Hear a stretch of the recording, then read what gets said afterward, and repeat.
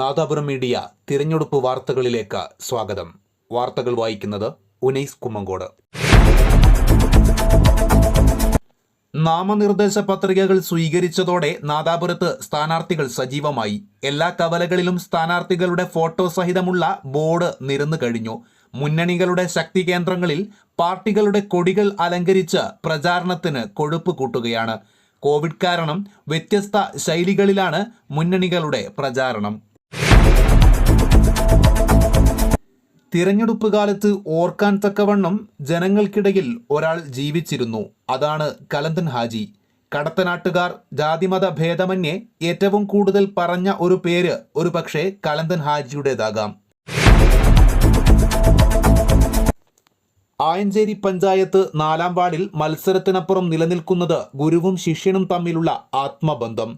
ഇവിടെ ലീഗ് സ്ഥാനാർത്ഥിയായ കാട്ടിൽ മൊയ്തുവിന്റെ ശിഷ്യനാണ് CPM സ്ഥാനാർത്ഥിയായ കാട്ടിൽ ശ്രീജിലാൽ. മൊയ്തു കടമേരി MUP സ്കൂളിലെ 36 വർഷത്തെ അധ്യാപക ജീവിതത്തിൽ നിന്ന് വിരമിച്ചിട്ട് 2 വർഷമായി. ശ്രീജിലാൽ പുറമേരി വിലാതപുരം LP സ്കൂളിലെ അധ്യാപകനാണ്. മലയോര മേഖലയിലെ വോളിബോൾ പ്രേമികൾക്ക് ആവേശം നൽകി AC അബ്ദുൽ മജീദ് തിരഞ്ഞെടുപ്പിൽ മത്സരിക്കുന്നു.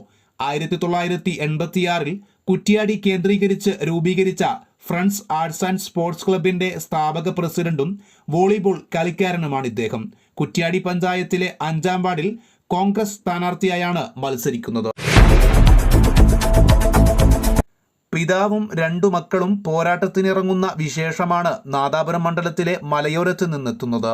മരുതോങ്കര പഞ്ചായത്ത് മുസ്ലിം ലീഗ് പ്രസിഡന്റ് TP ആലി പഞ്ചായത്തിലെ 14-ാം വാർഡിൽ നിന്നും മൂത്ത മകൾ KP നഷ്മ കാവിലുംപാറ പഞ്ചായത്തിലെ 15-ാം വാർഡിലും മറ്റൊരു മകൾ നഷീദ നടുക്കണ്ടി പേരാമ്പ്ര ബ്ലോക്ക് പഞ്ചായത്തിലെ കായണ്ണ ഡിവിഷനിൽ നിന്നുമാണ് ജനവിധി തേടുന്നത്. 3 പേരും മുസ്ലിം ലീഗിനെ പ്രതിനിധീകരിച്ച് UDF സ്ഥാനാർത്ഥികളായാണ് മത്സരത്തിനിറങ്ങുന്നത്. ഇതോടെ ഈ വാർത്താ ബുള്ളറ്റിൻ ഇവിടെ അവസാനിക്കുന്നു.